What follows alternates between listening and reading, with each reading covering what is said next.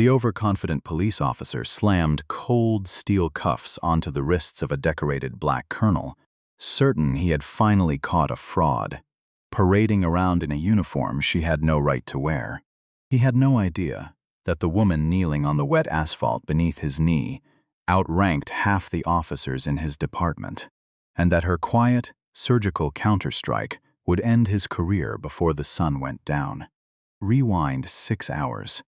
The morning in Charlotte, North Carolina, came in gray and damp, the kind of low, syrupy heat that clings to the skin before 8 in the morning. At a Marathon gas station on Statesville Avenue, the pumps hummed with the low, mechanical whine of a Tuesday shift change. Colonel Renee Callaway pulled her charcoal gray Honda Accord up to pump 6 at 7:52 a.m., 41 minutes before she was due, at a classified logistics briefing at Fort Liberty. She had exactly enough time for a full tank, a black coffee, and nothing else. At 47 years old, Renee Callaway did not need to raise her voice to command a room. 23 years in the United States Army had worn that need out of her the way water wears down stone. Slowly and permanently. She had done 2 combat tours, one in Fallujah in 2006 and one in Kandahar in 2011. She had briefed 3-star generals without blinking and buried 2 soldiers from her own battalion. She did not flinch anymore. There was nothing left in her that flinched. She was dressed in her Army combat uniform, the pattern crisp despite the humidity. Her boots bloused with the kind of precision that came from muscle memory rather than effort. Pinned to the center of her chest, catching the weak morning light, was the silver eagle of a full colonel. Below it, 4 rows of ribbons sat in exact regulation order. Among them a bronze star with a V device for valor, earned outside Kandahar on a night she rarely spoke of. In the left breast pocket of her uniform, beneath the ribbons, she carried a single object that had nothing to do with regulations. A scratched brass challenge coin, worn smooth on one face, that had belonged to her mentor, Colonel James Whitcomb. He had died of a heart attack 11 months into her second deployment. 3 weeks after promising her he'd pin her silver eagle on himself when the day came. Someone else had done the honors instead. She still touched the coin before anything that mattered. She touched it now, briefly, before she got out of the car.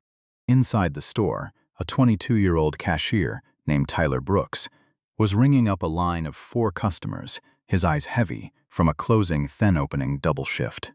Near the coffee station, refilling a 32-ounce cup with gas station drip coffee, stood a heavy-set man in his late 50s named Walter Higgins.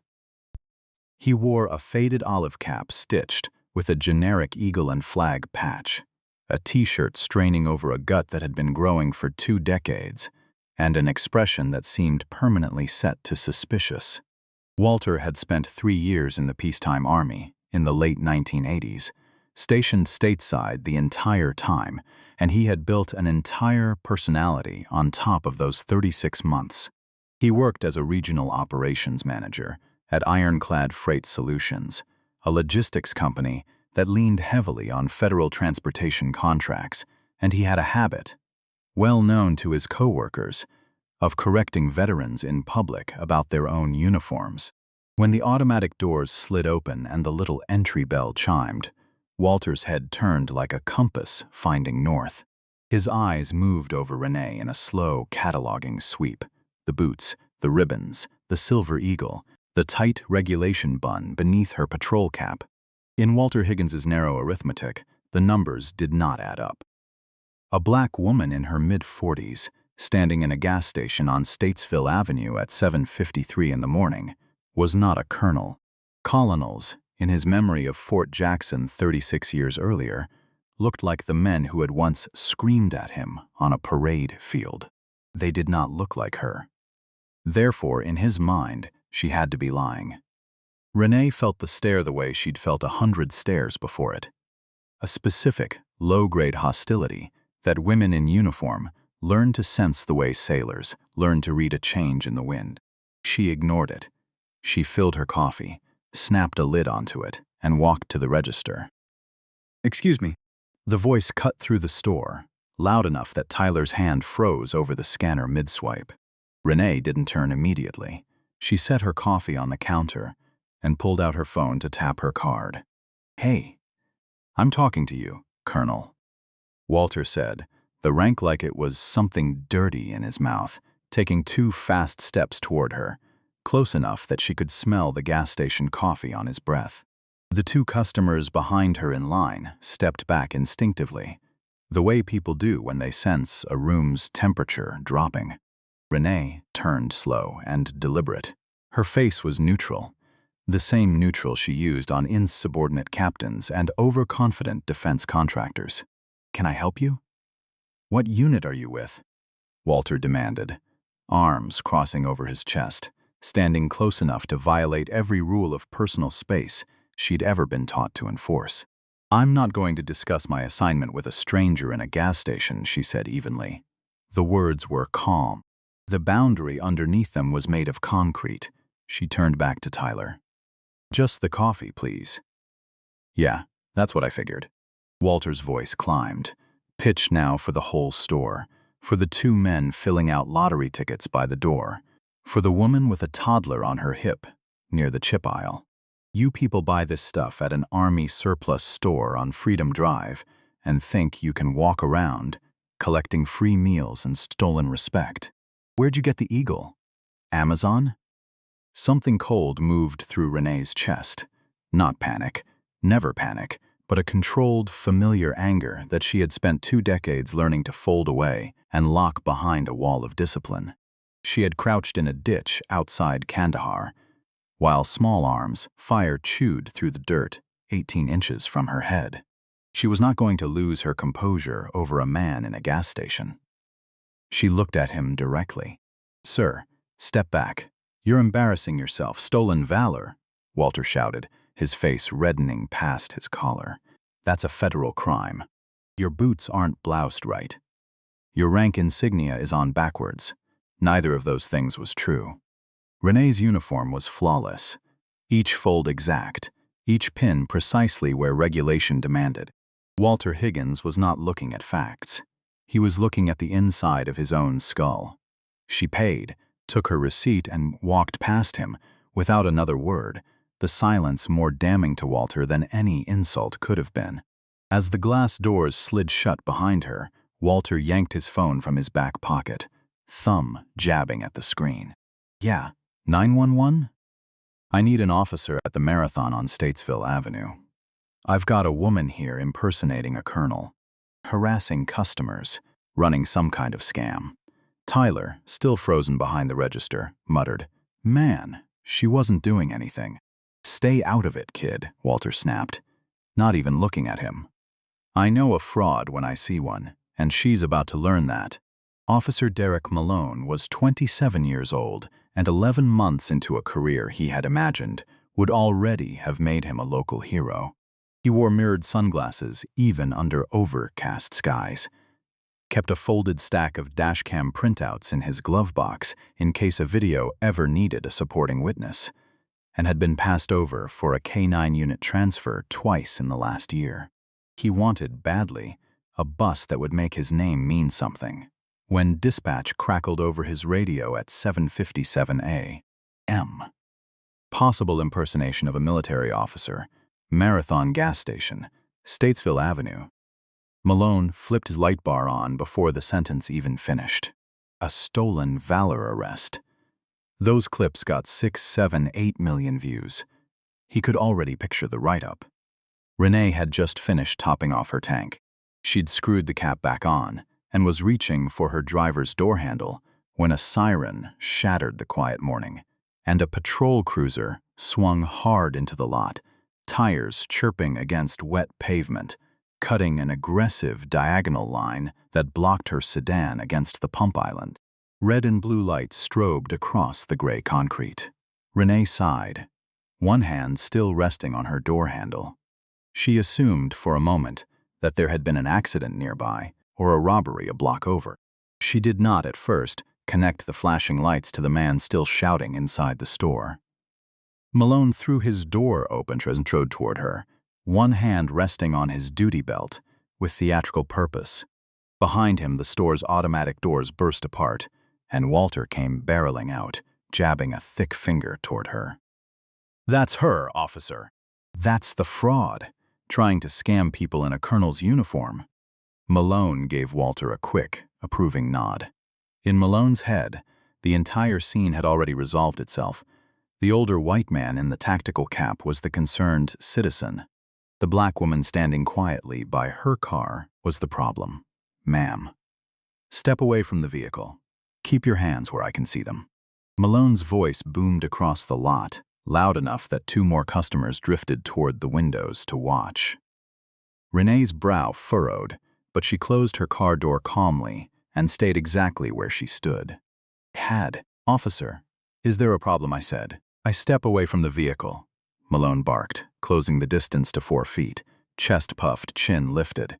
"We got a call about someone impersonating a military officer for financial gain. I need to see identification."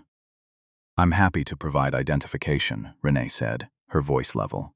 "But I need you to understand that I am an active-duty United States Army colonel, and I am currently 38 minutes from a scheduled briefing at Fort Liberty.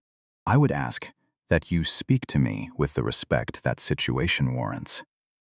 It was the wrong thing to say to a man like Malone, though it should have been exactly the right thing. To him, it sounded like defiance. To Walter, standing 10 feet away with his arms crossed and a smug half-smile spreading across his face, it sounded like confirmation. "See? Hoity-toity." "That's how they talk when they're caught," Walter called out. "Sir, get back." Malone snapped at him, not because he doubted Walter, but because he wanted the scene under his own control. Then to Renee. "ID, now," slowly. Renee reached, with deliberate slowness, into the cargo pocket of her uniform trousers and produced her military identification card along with her common access card. She held them out, her hands steady. Malone barely glanced at them. This could be fake. Anybody can print these up online. That is, a federal identification card issued by the Department of Defense.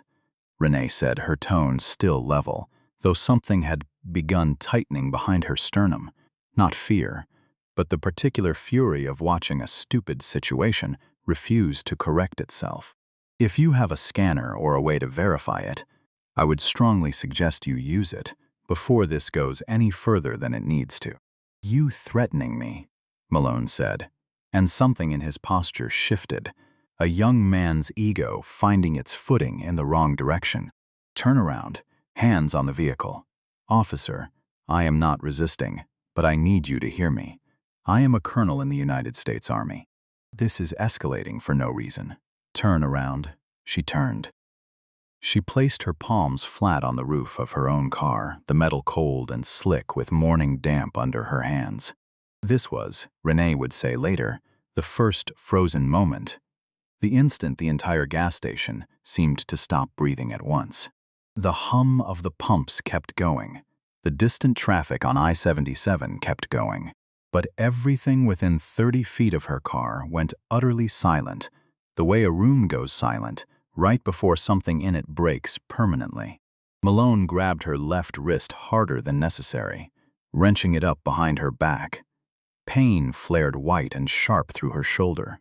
He looped a second cuff around her right wrist and clicked both shut, the ratchet biting hard enough into her skin that a thin red line would still be visible 2 days later. "You are unlawfully detaining a federal officer," Renee said, her voice still under total control, even as her heart hammered against her ribs. "You are making the single worst decision of your career." "Save it for the judge," Malone said, and shoved her, not gently, toward the open rear door of his cruiser. A woman near the ice cooler had her phone raised, recording, her thumb trembling slightly against the screen. A trucker who had been filling up 2 pumps down had stopped entirely, one hand still on his nozzle, watching with his jaw slack. Neither of them said a word. Fear does that to people. The fear of being wrong, the fear of becoming the next person in the video, the fear of a badge and a gun deciding they, too, were the problem. Tyler, still behind the register, pressed his palm flat against the store's window glass. As if that alone could hold the moment together. He did not go outside. He was 22 years old, making $12 an hour, and he was terrified. But he did pull out his own phone and start recording too, murmuring under his breath, almost to himself, "This isn't right. This isn't right." Renee sat in the back of the cruiser, wrists burning, forehead against the warm vinyl of the seat in front of her, and for one long moment she let herself feel exactly what was happening to her. The humiliation of it, the physical wrongness of being handled like a criminal in the uniform she had bled to earn. Then she closed her eyes, exhaled through her nose, and did what 23 years of discipline had trained her to do. She waited, she catalogued, she remembered every single detail. The badge number on Malone's chest, 441. The timestamp on the dashboard clock, 8:04 a.m. The exact words he had used. She would need all of it later, and she intended to have it. Walter watched from the pump island, arms still crossed, chin lifted with the satisfaction of a man who believed, absolutely, that he had done something righteous. He did not yet understand that he had just detonated his own life. At the Fort Liberty Logistics Annex, 31 miles away, Renee's absence had already been noticed. At 8:15 a.m., when she failed to check in for the 8:30 briefing, something she had never once done in 6 years of service under her current command. Her executive officer, Major Sarah Kincaid, placed a call to her cell phone. It rang 4 times and went to voicemail. Kincaid tried again at 8:19. Nothing. By 8:26, Kincaid walked into the office of Major General Thomas Reeves, Renee's commanding officer, a broad-shouldered man of 59, with silver hair, cropped close and a reputation for moving through problems the way a glacier moves through rock. Slowly, and with total inevitability.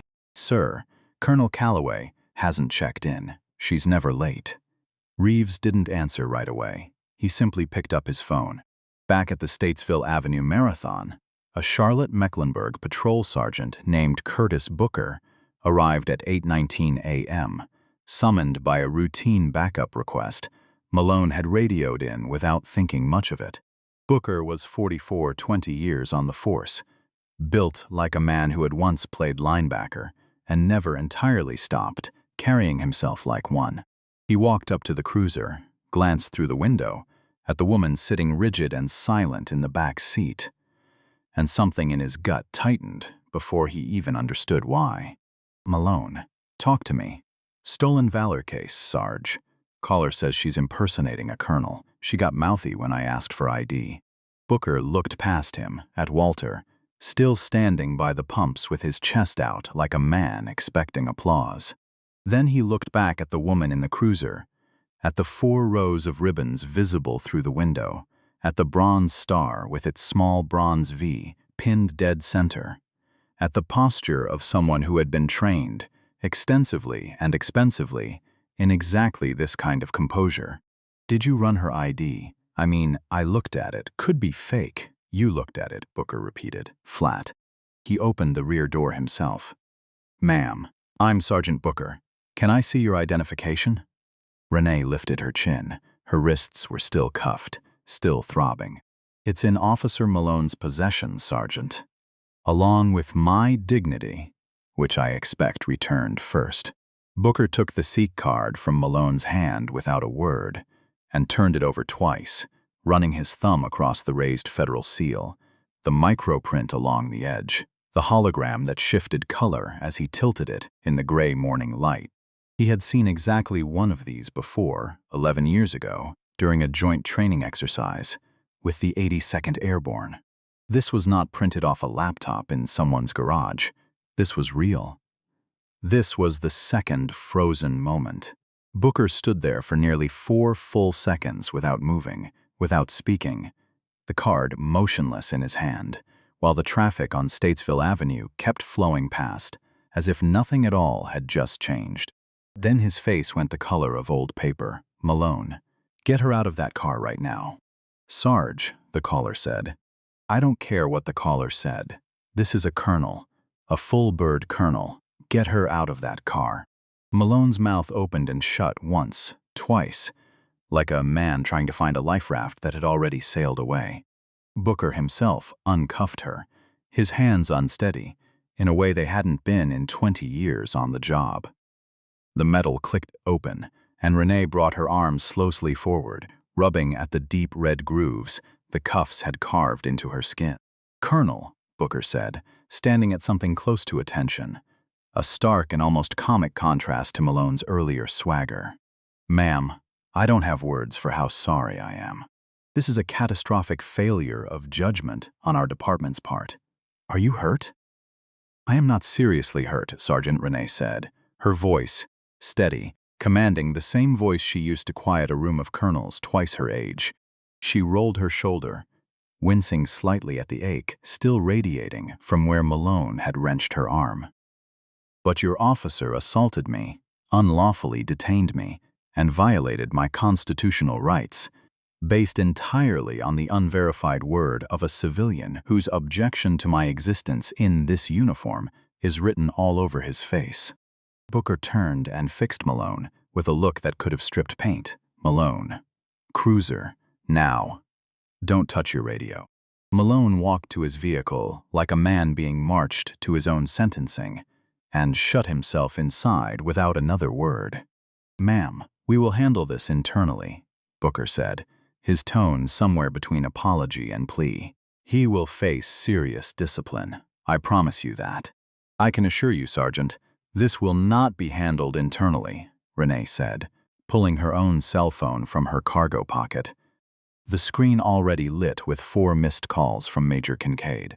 I am a colonel assigned to United States Army Forces Command. You have just detained a federal officer on her way to a classified briefing in front of witnesses, on video. My chain of command will be involved. The Judge Advocate General's office will be involved. My attorney will be involved. She turned then and looked directly at Walter, who had gone very quiet, his earlier bravado curdling visibly into something that looked, for the first time, like doubt. He had started backing toward his pickup truck, as if putting 10 more feet between himself and Renee Callaway might somehow undo the last 22 minutes. And him, Renee said, pointing. I want him cited for filing a false police report and for public harassment. Consider it done, Colonel, Booker said immediately. Renee touched the brass challenge coin in her breast pocket once, briefly, the way she always did when something had gone very wrong and needed, urgently, to be set right. Then she opened her car door and got in, hands shaking, now that no one but her own reflection in the rearview mirror could see it. The fallout began before she had even reached Fort Liberty. By the time Renee walked into the logistics annex, 49 minutes late but armed with an explanation that made every officer in the room go silent, the videos were already spreading. Tyler's clip, shaky 31 seconds long, capturing the exact moment the cuffs closed around Renee's wrists, had been posted at 8:11 a.m. By 10 o'clock, it had 11,000 views. By 2 in the afternoon, it had passed 400,000. By the time the sun went down over Charlotte, it had crossed 6 million, spreading across 3 different platforms, stitched and reposted and captioned in 100 different furious voices. The internet did what it always does with ruthless, indifferent efficiency. Within 6 hours, someone had identified Officer Derek Malone by his badge number, visible in one clean frame of the video. Within 8 hours, someone else had identified Walter Higgins, recognizable from his cap and his voice, and cross-referenced him to a LinkedIn profile, listing him as a regional operations manager at Ironclad Freight Solutions. Major General Thomas Reeves did not shout. He never did. At 9:40 the next morning, he placed a single, quiet, closed-door phone call to the chief of the Charlotte-Mecklenburg Police Department, a man named Daniel Osborne. Reeves informed Chief Osborne, in a tone so calm it was almost worse than yelling, that until a full and transparent investigation concluded and the responsible officer was terminated, the United States Army would be suspending all joint training exercises, all shared logistics contracts, and all recruiting partnerships with the Charlotte-Mecklenburg Police Department. The financial pressure landed like a dropped anvil. Those partnerships were worth close to $2 million a year to the department. Chief Osborne called an emergency press conference for noon. Standing before a wall of cameras, sweat visible along his hairline, despite the air conditioning, Osborne announced that Officer Derek Malone had been stripped of his badge and gun and placed on unpaid administrative leave pending a termination hearing. The actions of this officer do not reflect the values of this department. Osborne read from a prepared statement, his voice flat, with the particular exhaustion of a man reading words he clearly hadn't written and didn't fully believe would be enough. We extend our deepest apologies to Colonel Callaway. It was not enough, not for the public, and not for Renee. 2 days later, her attorney, a sharp, unflinching civil rights litigator named Priya Anand, filed a federal lawsuit against the city of Charlotte, the police department, and Officer Derek Malone individually, alleging false imprisonment, excessive force, and violation of Fourth Amendment protections against unreasonable seizure, because Malone had detained her without any reasonable articulable suspicion of a crime.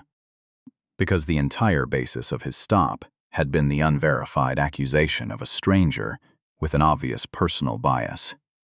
His qualified immunity defense collapsed almost immediately under scrutiny. The police union, watching 6 million views calcify into 6 million witnesses, quietly declined to fund his legal defense. By the end of that week, Malone was formally terminated.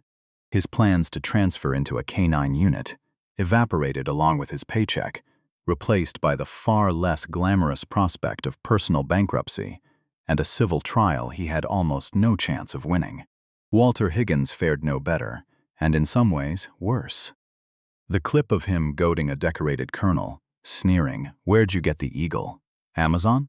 while a young cashier begged him to stop, played on a loop across every platform that mattered. It didn't take long for someone to trace him back to Ironclad Freight Solutions, a company that depended heavily on Department of Defense shipping contracts for a third of its annual revenue. When the video reached the desk of Ironclad's regional vice president, the company's legal team did not wait for the story to develop further. Walter Higgins was terminated within 36 hours. His separation letter, citing conduct that posed, in its exact language, an unacceptable reputational and contractual risk to the company. He tried, briefly, to frame himself as a victim online. A man punished for just asking questions, he wrote in a post that got 9,000 replies, nearly all of them furious. The backlash was so immediate and so total that he deleted his accounts within 48 hours. Days later, under mounting public pressure, the Mecklenburg County District Attorney's Office formally charged him with filing a false police report and disorderly conduct. Walter sat alone in his kitchen the night the charges were announced, his phone finally, mercifully silent after 3 days of being flooded with messages from numbers he didn't recognize. He watched the 31-second clip again. He had watched it perhaps 40 times by then, and for the first time he noticed something he had somehow missed every previous time. The moment right before the cuffs closed, when Renee Callaway had looked directly into the camera Tyler was holding, her face utterly calm, utterly certain of who she was, even as a stranger's hand crushed her wrist behind her back. He had looked at that same face in the gas station 2 mornings earlier and seen a fraud. He did not understand, even now entirely, how he had been so wrong, except that some small, unwelcome, honest part of him understood exactly how. He had looked at her skin before he'd looked at anything else. Everything after that had simply been his mind building a case to justify what his eyes had already decided. He put his phone face down on the table, and, for the first time since it had all started, did not try to explain himself to anyone. He simply sat with it. 1 week after the incident, Renee Callaway stood behind a podium at a press conference organized by her legal team, wearing her formal dress uniform, the silver eagles gleaming beneath the studio lights, the same 4 rows of ribbons catching the flash of camera shutters. In her breast pocket, though no one in the room could see it, sat the brass challenge coin that had belonged to Colonel James Whitcomb. "I did not ask for this attention," she began, her voice steady, filling the room without needing to be raised. "But I intend to use every bit of it. What happened to me outside that gas station was not an isolated failure. It was the predictable result of 2 assumptions working together. The first assumption, made by a civilian, was that a black woman could not possibly hold a position of rank and authority, and that my presence in this uniform was somehow a personal insult to him. The second assumption, made by a police officer sworn to protect and serve, was that a stranger's bias deserved more trust than my basic constitutional rights." She looked directly into the lead camera. Officer Malone did not see a colonel standing in front of him. He saw a target. "And I am fortunate. I have the rank, the resources, and now the platform to fight back. But I cannot stop thinking about the people who don't have any of that. The people who are handcuffed, or worse, simply because someone's ego demanded their compliance, and no one in a position of power thought to ask a single question first. I am pursuing this lawsuit not for myself, but so that the cost of violating someone's rights becomes so severe that no officer in this city, or any city, ever again, decides it's easier to believe a stranger's prejudice than to do their job." She stepped away from the podium, ignoring the shouted questions that followed her, and walked out of the room with her spine straight and her chin level, the way she had walked out of briefing rooms and forward operating bases for over 2 decades. 6 months later, Renee stood in the parking lot of the same marathon station on Statesville Avenue, off-duty in civilian clothes, buying gas for a road trip to visit her mother in Savannah. The station had new owners now. The old franchise had lost its contract after the story broke, quietly, almost as an afterthought, amid everything else that had happened. The Charlotte-Mecklenburg Police Department had, under continued pressure from the Army and from a newly formed civilian oversight board, implemented mandatory de-escalation and identity verification training for every patrol officer, along with a policy requiring supervisor approval, before any detention based solely on an unverified third-party report. Sergeant Curtis Booker, promoted to lieutenant that spring, personally taught the first course. He kept a printed still frame from Tyler's video on the wall behind his desk, not as a trophy, but as a reminder of exactly 4 seconds in his career he never wanted to repeat. Tyler Brooks, the young cashier, had been quietly hired by Renee's legal team as a paid witness consultant for the ongoing lawsuit, using the money to finally enroll in community college that fall, something he told a local reporter he'd been too afraid to commit to before he'd watched, up close, what it looked like when someone refused to stay silent. Walter Higgins pleaded guilty to filing a false police report in exchange for a reduced sentence of community service and a suspended fine. As part of the plea, he agreed to attend a restorative justice program, sitting across a table twice a month for 4 months from veterans who had experienced their own versions of what he had done to Renee Callaway. He did not speak much in the first 2 sessions. In the third, he told a Vietnam veteran named Frank Delgado that he had spent 36 years assuming his 3 months at Fort Jackson had taught him everything he needed to know about who deserved respect in a uniform. He said it had taken losing his job, his savings, and most of his friends to understand that he had never really respected the uniform at all. Only the version of it that looked the way he expected. It wasn't forgiveness. Renee never gave him that, and never planned to. But it was, for the first time in the whole ugly story, something that looked almost like the truth. On a quiet Tuesday evening that October, Renee sat on her back porch in Charlotte, off duty, coffee going cold in her hand, the brass challenge coin resting on the small wooden table beside her. Her mentor had told her once, years before either of them could have imagined this, that the measure of an officer wasn't how loudly they could command a room. It was how steady they stayed in the moment, right before everyone else lost their composure. She turned the coin over once between her fingers, the worn brass, catching the last orange light of the day, and set it back down. She had not won by shouting. She had won by refusing to become smaller than the truth of who she was, even while a stranger's hands were pressing her face down against cold metal. That, she had come to believe, was the only kind of winning that ever actually lasted. If this story of quiet strength and hard-earned justice meant something to you, if you saw yourself in the silence of the witnesses, or in the steadiness of the woman who refused to break, leave a comment and tell me.